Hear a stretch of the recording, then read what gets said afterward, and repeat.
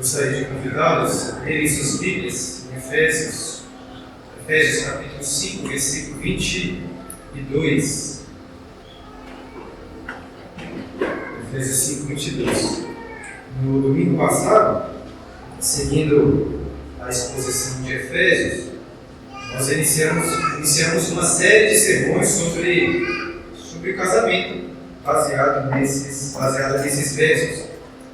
Da última vez, apresentei uma visão geral de todo o texto, dando ênfase ao tema mais importante, que é destacado lá no versículo 32, quando Paulo diz: grande é este mistério, mas eu me refiro a Cristo e à igreja.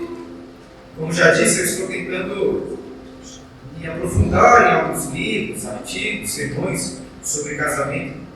Porém, o que mais me ajudou na compreensão destes versos foi a própria carta aos Efésios e os estudos que temos feito aqui na igreja há um bom tempo. O versículo 32 fez muito mais sentido agora que consigo compreender melhor o seu contexto. Como se o mistério de Cristo e a igreja tivessem ganhado muito mais cor, brilho e nitidez diante dos meus olhos. Mas que mistério é esse? No último sermão eu mostrei para vocês todas as outras vezes que Paulo fala sobre o mistério nessa carta, para entendermos melhor, tentarmos entender melhor o que ele realmente quer dizer com isso. Se você não está aqui, talvez depois vale a pena ir ouvir este sermão lá no Spotify. Mas em resumo, o mistério revelado em Efésios é o plano eterno de Deus, estabelecido antes da fundação do mundo, e fazer com que todas as coisas, em todos os detalhes, convergissem em Jesus. Porém, para cumprir este propósito, Jesus precisava de uma esposa. Era necessário que ele fosse dado à igreja em casamento. No princípio, em Gênesis, nós vemos que o homem, o casamento na realidade foi criado, porque Deus viu que não era bom que o homem estivesse só. Sem uma esposa, o homem não seria capaz de cumprir o propósito que Deus lhe tinha dado, de se multiplicar e encher toda a terra. Mas tudo isso era apenas uma sombra do plano estabelecido antes da criação. A verdadeira história de amor e romance entre Cristo e a igreja. Assim como não era bom que Adão estivesse só, não era bom que Cristo estivesse só. Por isso, Deus preparou para Jesus uma auxiliadora idônea, que o completasse e o permitisse se cumprir o propósito de fazer com que todas as coisas, nos céus, na terra, de todos os tempos, convergissem em Jesus. Não sei o que você conseguiu pegar do que eu expliquei a última vez, mas em resumo, o mistério do casamento é o mistério do plano de Deus para tudo que existe. Tudo. A Bíblia, no mundo, todas as coisas que existem, sem exceção, em todos os tempos, nos céus, na terra, incluído este sermão, esse púlpito, esse copo de água, essas cadeiras, cada um de vocês, tudo é sobre o casamento entre Cristo e a igreja.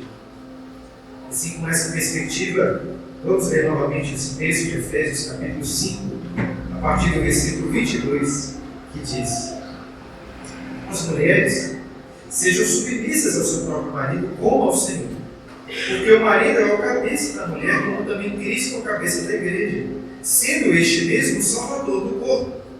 Como, porém, a igreja está sujeita a Cristo, assim também as mulheres sejam em tudo submissas ao seu marido.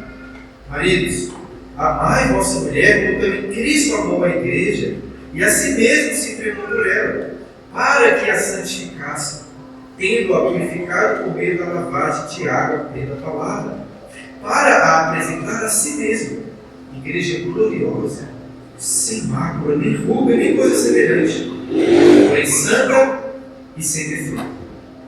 Assim também os maridos devem amar a sua mulher como ao próprio corpo. Quem ama a esposa, a si mesmo se ama. Porque ninguém jamais odiou a própria carne. Antes, a alimenta e dela cuida, como também Cristo faz com a igreja, porque somos membros do seu corpo. Eis, porque deixará o homem a seu pai e a sua mãe, e se unirá à sua mulher, e se tornarão os dois uma só carne. Grande é esse mistério, mas eu me refiro a Cristo e a igreja. Não obstante vós, cada um de si também ame a própria esposa como a si mesmo, e a esposa respeite o marido.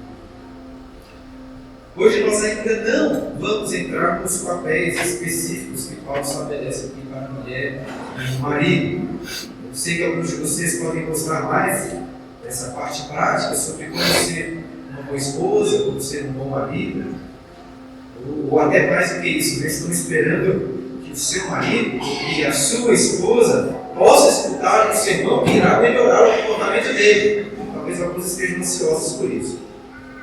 Porém, ainda que seja muito importante tratarmos do dia a dia do casamento e de como os cônjuges devem se relacionar, eu estou convencido de que esses pontos práticos devem ser observados à luz do mistério do Evangelho. E quando isso então estiver bem estabelecido, aí, creio eu, estaremos melhor preparados para refletir sobre os papéis do marido e da esposa, que era o meu objetivo para os próximos sermões. Assim, enquanto no último sermão eu apresentei uma visão geral desse texto e do mistério, hoje gostaria de destacar alguns temas específicos desse texto de Efésios que apontam para realidades fundamentais sobre o amor de Cristo e a igreja, e em especial que apontam para a cruz de Cristo. Certa vez, escrevendo aos Coríntios, o apóstolo Paulo disse o seguinte: porque decidi nada saber entre vós, senão a Jesus Cristo e a este crucificado. À primeira vista, isso parece verdade, porque Paulo certamente tratou com os coríntios sobre vários outros temas, inclusive sobre o casamento. Entretanto, ao dizer que não pregou nada a não ser Jesus Cristo crucificado, Paulo está mostrando que a cruz é o paradigma pelo qual nós devemos enxergar todas as coisas. E eu creio que isso se aplica ao texto de Efésios que nós temos. Ainda que a cruz não seja citada aqui diretamente, Paulo está anunciando a Jesus Cristo e a este crucificado. No domingo passado eu fiz uma exposição de toda essa passagem e hoje eu gostaria de fazer um sermão mais temático, vamos dizer assim, do que um sermão expositivo. Queria hoje destacar 7 temas específicos do texto que apontam para a obra de Jesus na cruz e os mistérios do seu amor pela igreja. E a ideia deste sermão veio de um livro maravilhoso que eu li, indicado até pelo Elvis, de vez em quando o Elvis indica algumas coisas boas. O livro se chama A Família em Meio à Tormenta, como a cruz redefine o lar, escrito pelo pastor Wilson Moore. E eu não vou seguir exatamente nenhum capítulo do livro, e a proposta do meu sermão é outra. Mas a ideia é que lá, claro, algumas coisas que vou dizer foram baseadas neste livro. E agora sim, começando esse sermão temático, como destaquei, chama sua atenção novamente para Efésios capítulo 5, versículo 22, no qual encontramos o primeiro dos 7 temas que eu gostaria de meditar, que é a sujeição. Note aí que o versículo 22 começa falando da submissão, da sujeição da esposa ao seu marido. Porém, vale lembrar que Paulo, pelo contexto, ainda está falando da sujeição mútua entre todos os membros. O versículo 21 anterior diz: sujeitando-vos uns aos outros no temor de Cristo. E este versículo é tanto uma conclusão dos modos pelos quais nós somos enchidos do Espírito, como também uma introdução para as diversas relações de sujeição que Paulo vai apresentar aí no versículo 22, até o capítulo 6, versículo 9. E eu acho que isso é bom para nos lembrar que, antes de tratar sobre o casamento, antes de tratar da sujeição da esposa ao marido, Paulo deu muito mais atenção ao tema da unidade da igreja de Cristo. e a necessidade de nos sujeitarmos uns aos outros. E eu faço questão de voltar a esse contexto porque nós corremos o sério risco, irmãos, de, ao falar sobre casamento, acabarmos nos fechando em nossas próprias famílias, em nossos casamentos. Como a Clara, minha esposa, disse recentemente, comentando sobre esse livro que eu destaquei na introdução, a família pode ser como que um individualismo estendido, fechado em nós mesmos. Nós às vezes podemos aqui encher a rua com burros, com espinhos, carros, com famílias grandes, lindas, famílias que vêm à igreja para cultuar o Senhor e depois voltam para a sua própria vida familiar. Porém, o que eu quero que vocês entendam é que a nossa família está aqui. Em certo sentido, antes, até de nos sujeitar ao nosso cônjuge, aos nossos filhos, devemos aprender a nos sujeitar aos nossos irmãos em Cristo. Jesus não morreu na cruz, não se sujeitou a essa maldição, a este castigo, para salvar a instituição da família. Não. Ele morreu na cruz para salvar a sua igreja, como Paulo destaca no versículo 23. Jesus é o Salvador do povo. Nós ainda vamos falar bastante sobre casamento, sobre filhos, mas nós não podemos fazer isso sem ter bem consolidado em nossos corações a importância da igreja. É como disse lá o pastor Michael Moore, o Russell Moore, nunca seremos famílias piedosas. Nunca seremos famílias piedosas. Até que sejamos irmãos e irmãs uns para com os outros. Tente imaginar o seguinte cenário. Eu estou dando um estudo bíblico aqui na igreja. Vamos supor que a igreja seja bem cheia. E durante o estudo, uma pessoa me chama dizendo que os meus pais, que meus irmãos, meu irmão, estão lá do lado de fora. E eles estão querendo muito falar comigo.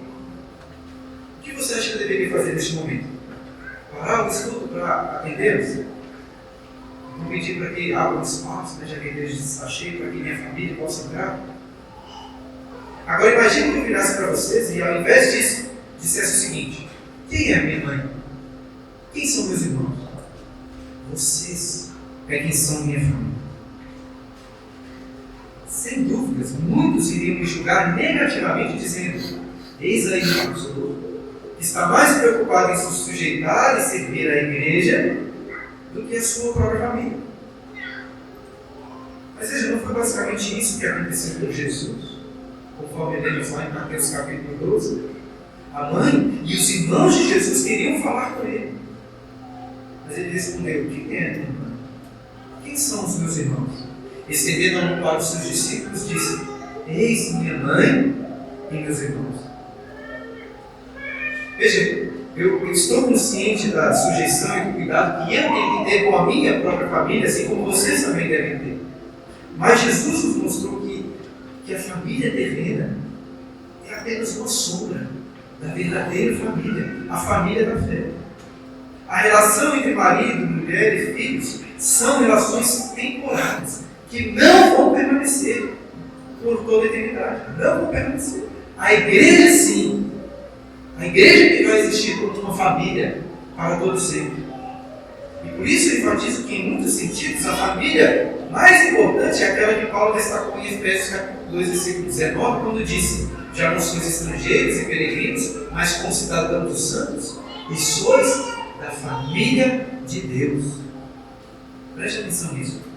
Por mais forte que seja a união carnal, a sua união carnal com o seu cônjuge, é a sua união em um só corpo com a igreja em Cristo que prevalece, que é mais forte. Antes do marido ser o cabeça desse corpo, eles são irmãos em Cristo.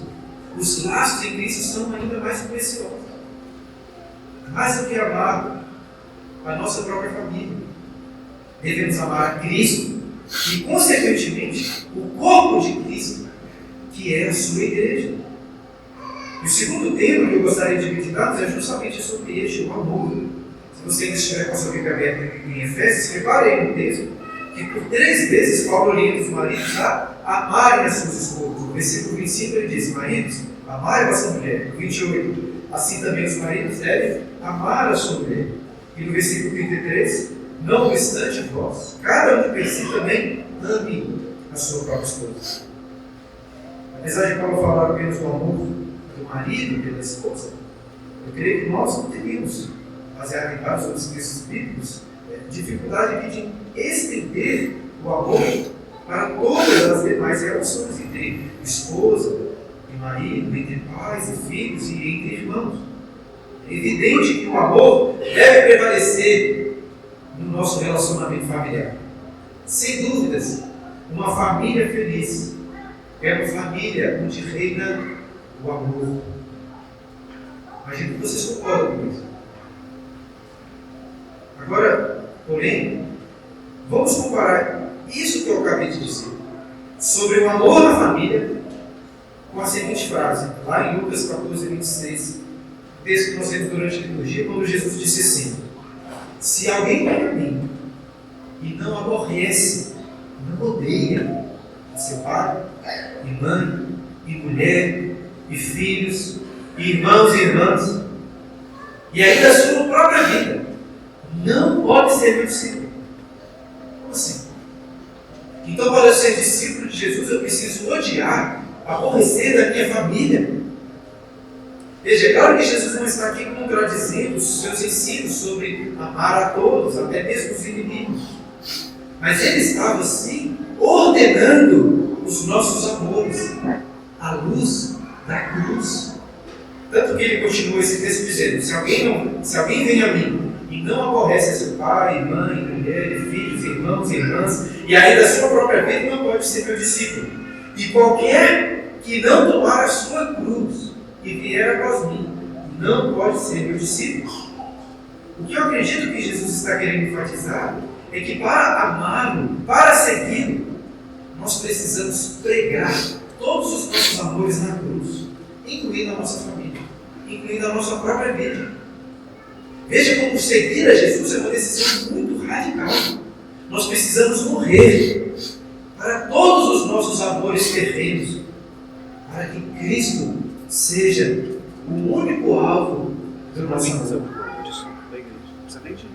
É claro que o discípulo de Cristo vai amar os seus esposos, mas não é o seu amor será somente por Cristo. E é amando a Jesus que ele vai amar a sua esposa e os seus familiares. Você vai perceber o peso disso? Quando você aperta aqui, Lá em para mim Lucas, aparece uma nós vemos que Jesus convidou algumas pessoas para seguir. Mas se você se lembra dessa situação, mas teve uma pessoa que respondeu a Jesus assim: seguir-te-ei, Senhor, seguir-te-ei, Senhor, mas deixa-me primeiro despedir-nos de casa. De novo isso, né? O cara estava até disposto a seguir a Jesus. Ele só queria um tempo, um dia, para se despedir da sua família. Mas o que Jesus respondeu? Ninguém que, tendo posto a mão no arado, olha para trás e está apto para o reino de Deus. Ninguém que, tendo posto a mão no arado, olha para trás, é apto para o reino de Deus.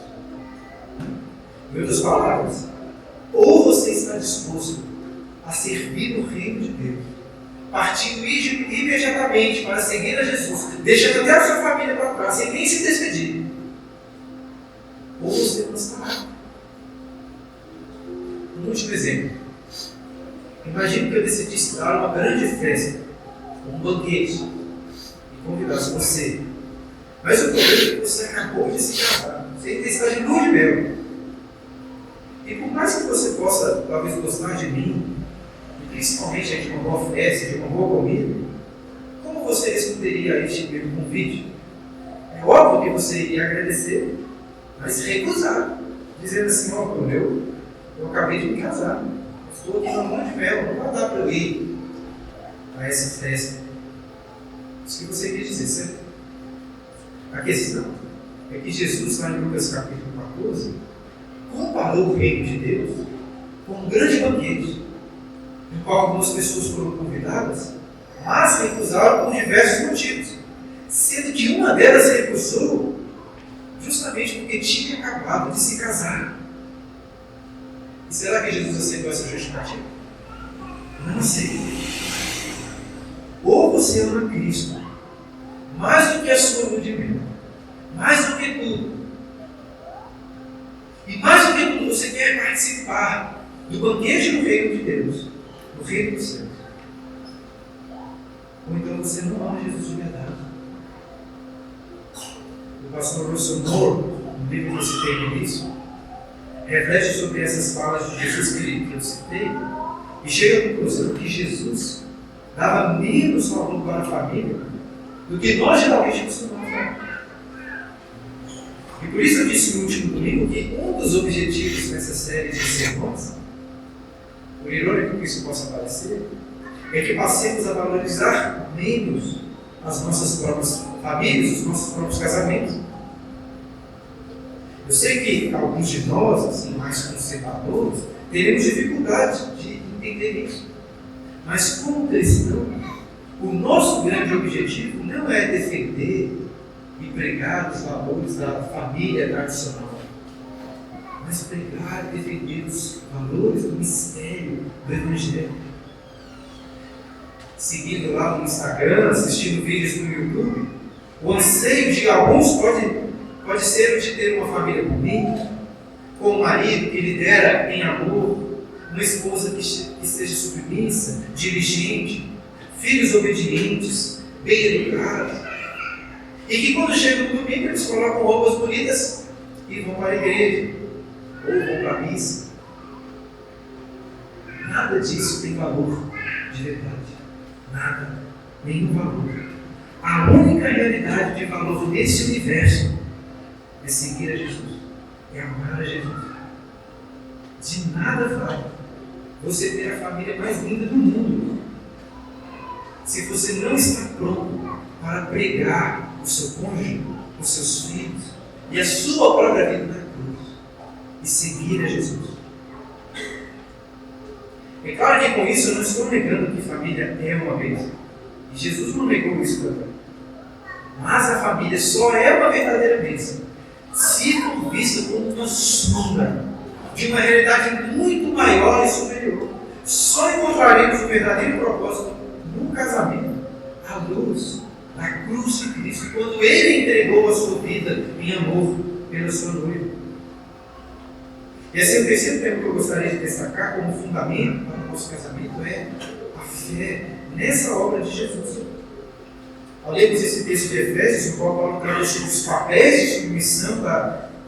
de submissão e respeito da esposa, também da liderança e do apoio do marido, fica evidente que nós só poderemos cumprir fielmente estes papéis mediante uma fé sincera na obra que Cristo realizou na cruz, porque esta é a base do casamento. Em outras palavras, se nós não crermos naquilo que Paulo diz aqui, que Jesus é o cabeça da igreja, que entregou a sua vida para salvar e santificar a sua noiva, tornando-se os dois uma só carne, e que nós somos salvos deste amor. Se nós não queremos nisso de verdade, nós podemos desistir de toda a conversa de submissão, respeito, liderança e amor. Tudo isso perde o seu valor. Sem fé em Jesus, o casamento não tem propósito. Não tem. É por esse motivo que eu estou demorando tanto para entrar na parte mais prática do texto. Veja, eu sei que vocês já têm fé na obra que Jesus realizou na cruz. Mas será que ainda não somos homens de pequena fé? Se nós tivéssemos uma fé forte, firme, venceríamos, irmãos, qualquer adversidade em nossos casamentos. Em última instância, um casamento redimido não depende das nossas obras. Um casamento redimido depende da fé, apenas da fé. Fé somente.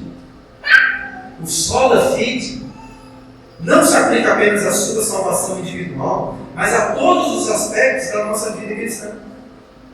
Pense comigo. O que você precisou fazer para ser salvo? Você precisou cumprir o seu papel, praticar boas obras, se esforçar por ser um servo de Jesus? Não. Paulo já deixou bem claro nessa carta, lá no capítulo 2, versículo 8, que pela graça sois salvos mediante a fé, não de obras, para que ninguém se glorie. E eu acredito que isso, o sola fide, se aplica também ao seu casamento.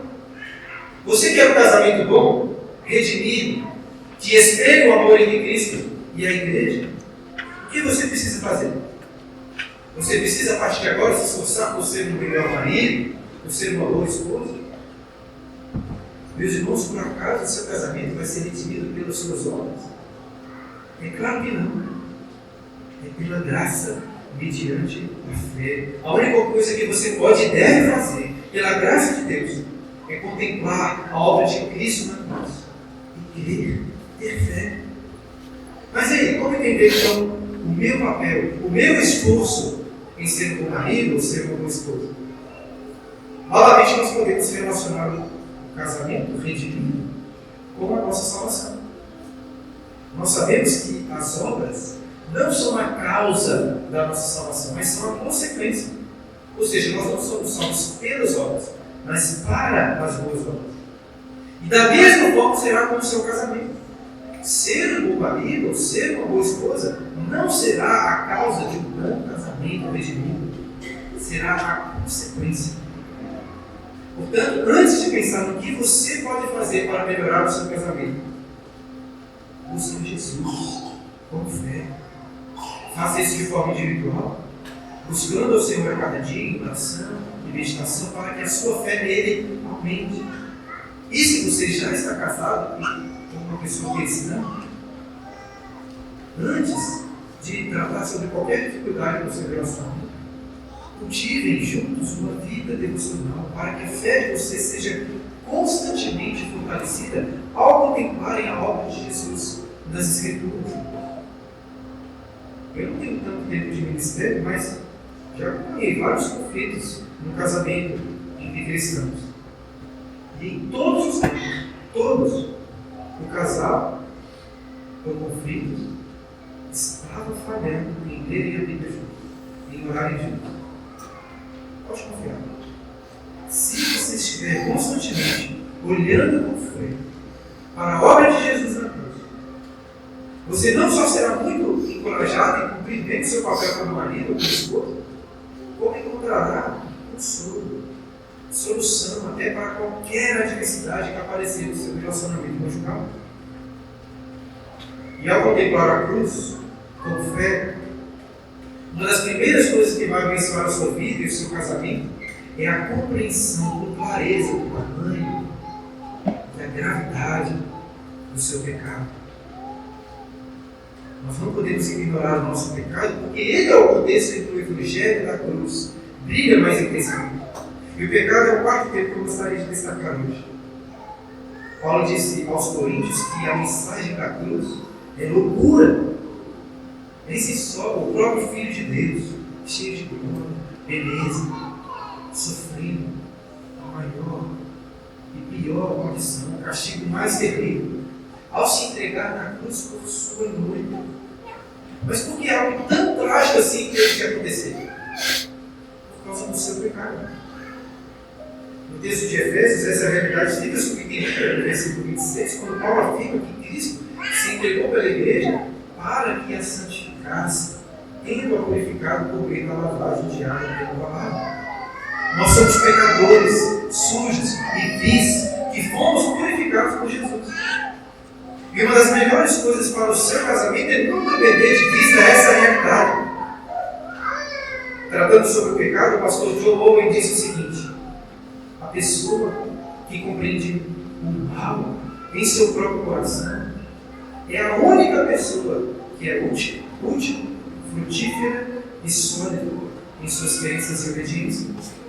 Essa semana eu terminei de reler um livro excelente chamado Quando Pecadores Dizem Sim, no qual o autor enfatiza exatamente isso, que muitos problemas no casamento poderiam ser solucionados se o esposo e a esposa vivessem de fato como pecadores que disseram sim. Veja, é verdade que você se casou com um pecador, mas antes, compreenda que você é um pecador miserável. Uma famosa anedota do Chesterton conta que, certa vez, na revista The Times, lançou a seguinte pergunta para diversos autores: qual é o problema com o mundo hoje? E o autor de que Chesterton respondeu com a seguinte carta: Exato, Senhor, eu sou. Eu sou. E como você responderia a seguinte pergunta: qual é o problema do seu casamento? Eu sou. Nós somos peritos em perceber o pecado agindo no nosso cônjuge. Enquanto irmãos, deveríamos ser muito mais perspicazes em perceber a atividade do pecado em nós. Parafraseando o que Jesus disse lá no Sermão do Monte, ao perceber quão pecador você é, com uma trave de tamanho infinito enfiada no seu olho, e quão terrível é o castigo que Jesus suportou na cruz para o perdoar.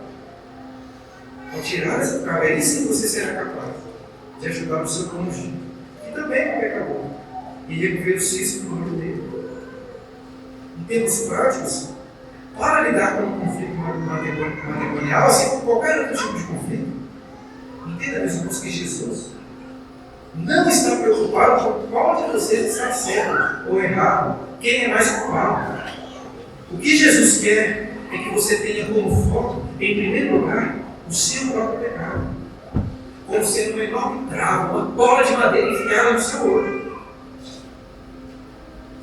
E ao avaliar o pecado do seu cônjuge como o seu próprio pecado, entenda que nenhum desses pecados dizem respeito a você, ou ao seu cônjuge em primeiro lugar, mas ao Senhor.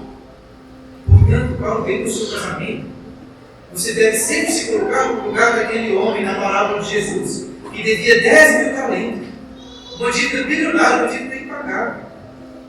E em comparação, o pecado do seu cônjuge, por pior que seja, por mais grave que seja, no que diz respeito a você, não passa de 100 reais, não passa de 5 reais.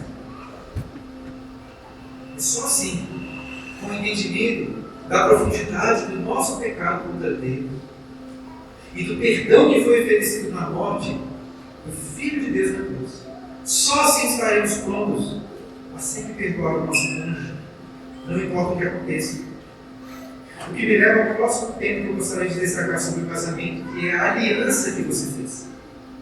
Se você tem consciência de que é um pecador, que se casou com outro pecador, é tolice, irmãos, acreditar que o que vai segurar o casamento de vocês é a alegria, é o prazer que cada um vai proporcionar ao outro.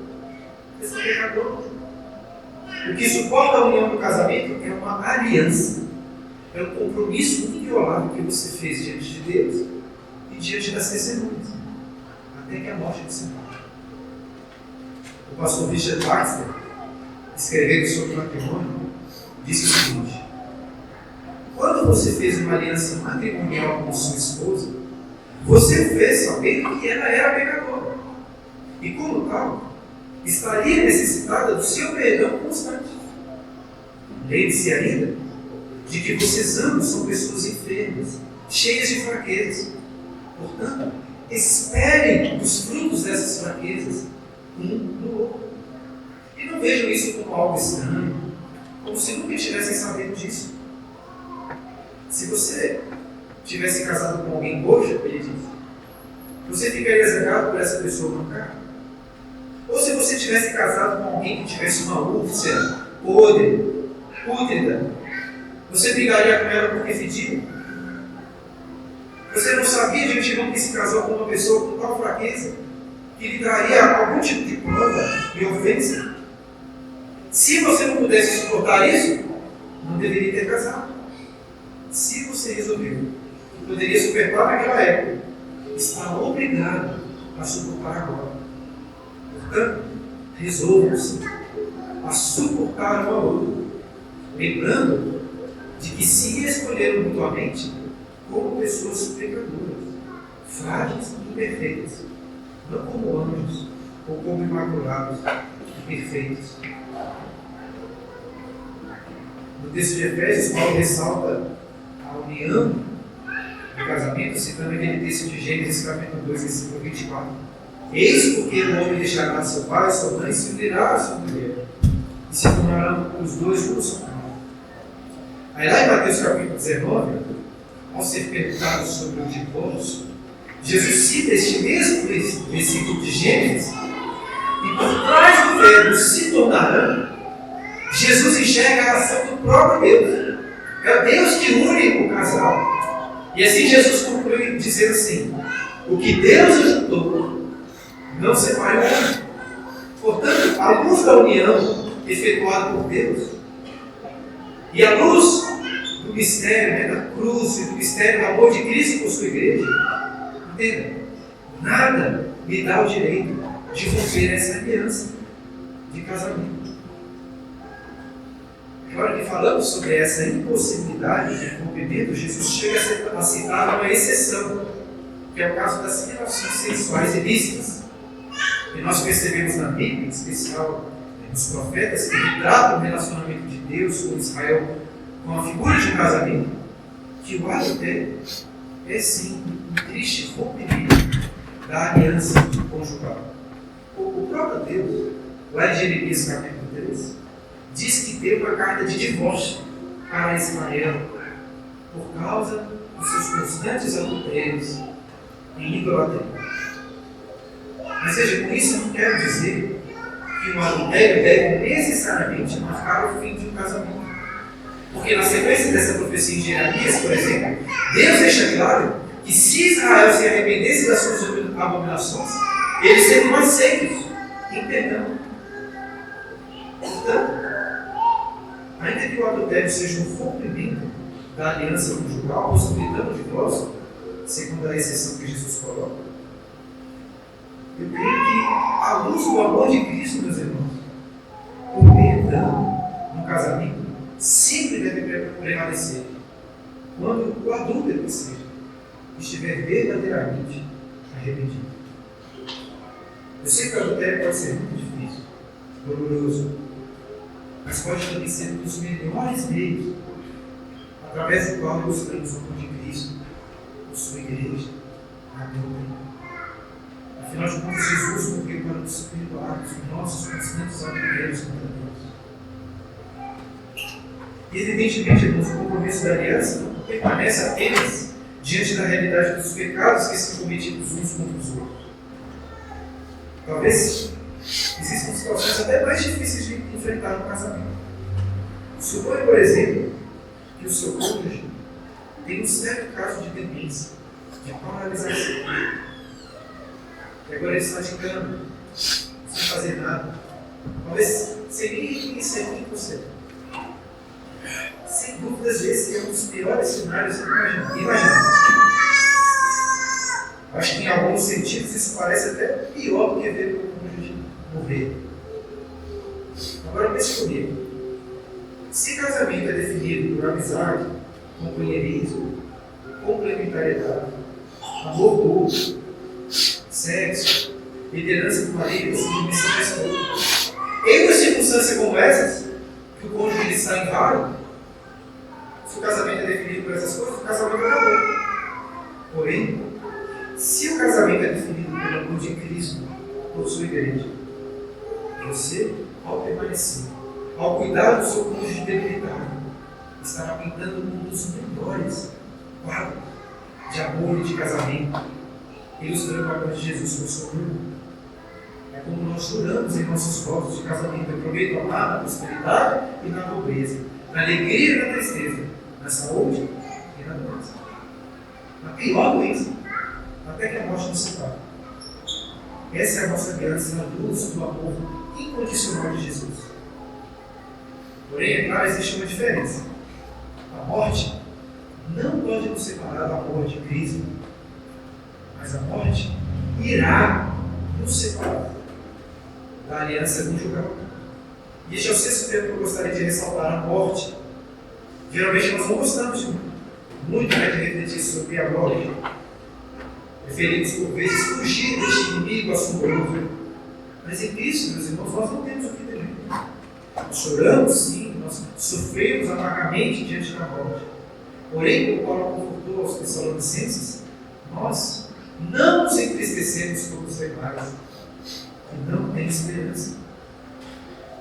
Nós temos essa esperança. E o casamento deve ser enxergado à luz dessa esperança. Eu não tenho dado prioridade aqui aos papéis que Paulo destaca para o marido e para a esposa, desse texto de Efésios, porque estes papéis, por mais importantes que sejam, são passageiros. Jesus deixou muito claro que o nosso casamento, por melhor que possa ser, não é eterno, é temporário. Talvez você esteja muito feliz no seu casamento, e ainda assim não tem nenhum receio de afirmar que o seu casamento vai acabar. É claro que seria muito bom se acabasse quando vocês dois estivessem bem velhinhos, ainda muito apaixonados, morrendo juntinhos ao mesmo tempo, talvez até de mão dadas. Mas é claro que isso é uma ilusão. Ainda vivemos em um mundo no qual a morte está à nossa espreita.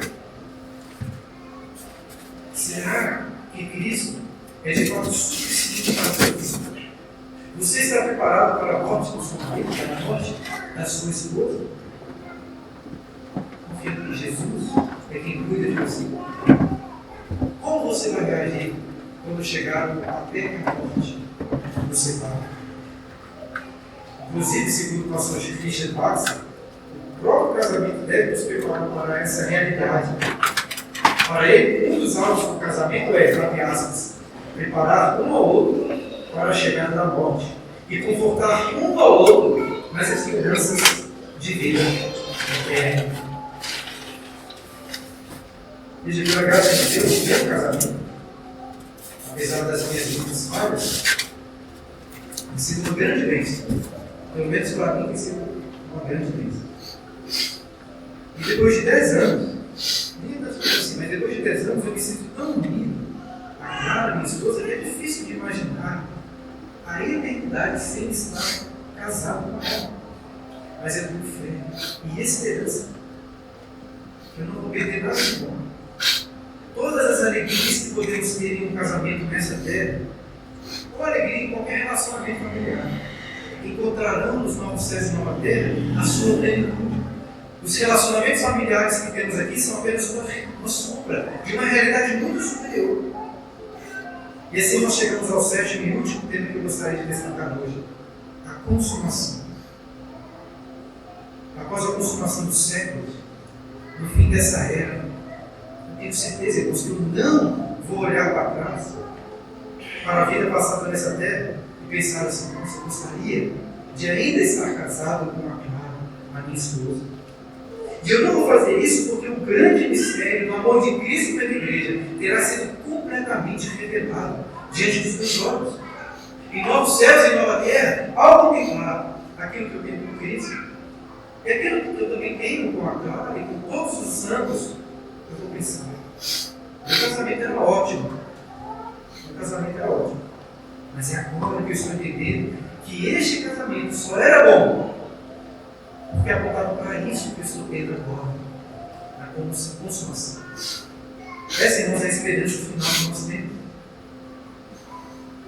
E a consumação na Bíblia é apresentada com figuras diferentes, sendo que uma das principais é aquela que nós vemos no início da liturgia em Apocalipse, capítulo 19, versículo 7.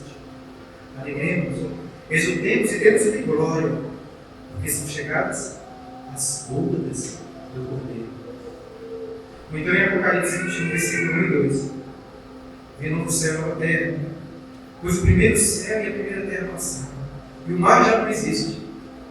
E também a cidade santa, a nova Jerusalém que desceu do céu, da parte de Deus, ataviada como noiva adornada para o seu esposo. Sabe aquele sentimento de ansiedade, de desejo intenso que a noiva tem para chegar o dia do seu casamento? Nós, mais do que tudo, ansiamos por esse dia. E para deixar vocês aí com água na boca, por esse dia, cito um trecho do sermão do pastor Charles Spurgeon, que vislumbrou esse dia com as seguintes palavras: o céu é sempre o céu, e está indescritivelmente repleta de bem-aventurança. Contudo, até o céu tem os seus feriados, até a felicidade tem as suas exuberâncias. Naquele dia, quando a primavera do infinito oceano de alegria tiver chegado, que imensa onda de deleite inundará a alma de todos os espíritos glorificados, quando perceberem que a consumação do grande plano de amor aconteceu. São chegadas as bodas do Cordeiro, cujo esposo a si mesmo se ataviou. Não sabemos ainda, amados, quão felizes nos sentiremos. Oh, quão desejoso estou de estar lá. Se eu puder apenas contemplar o Rei em sua beleza, na plenitude da sua alegria, quando tomará pela sua destra aquela por quem ele derramou o seu sangue precioso, e desfrutará a alegria que lhe foi proposta, em razão da qual ele suportou a cruz, não fazendo caso da ignomínia. Serei realmente bendito. Oh, que dia grandioso aquele, em que cada membro de Cristo será coroado nele, com ele, e cada membro do corpo espiritual será glorificado na glória do noivo. Um dia virá, o dia dos dias, a coroa e a glória do templo, quando os santos, vestidos com a justiça de Cristo, serão eternamente um com ele, em vida, amor e união permanente, participando da mesma glória, a glória do Altíssimo. Como será maravilhoso estar lá. Você realmente aceita por esse dia? Você aceitaria o convite para essa festa? Ou talvez diria que você acabou de se casar, está em de mel? Queridos, que possamos pregar o nosso casamento, os nossos filhos, os nossos pais, toda a nossa família, até mesmo a nossa própria vida na cruz. E assim morrermos para nós mesmos, para vivermos apenas para Jesus. Claro que isso não significa que a partir de então você deve ignorar a sua família. Lembra que o próprio Jesus, quando estava na cruz, se ocupou ali com questões familiares, colocando a sua mãe sob o cuidado do apóstolo amado João, o qual levou Maria para morar com ele. Nos próximos sermões, finalmente, vamos entrar nas questões mais práticas sobre família, casamento. Mas, queridos, que possamos tratar dessas questões ao exemplo de Jesus, João e Maria, diante da cruz. Amém. Vamos orar? Eu convidá-los a separar alguns instantes de silêncio, meditando, refletindo sobre o que acabamos de ouvir, mas também se preparando para o ceia do Senhor, da qual nós vamos participar.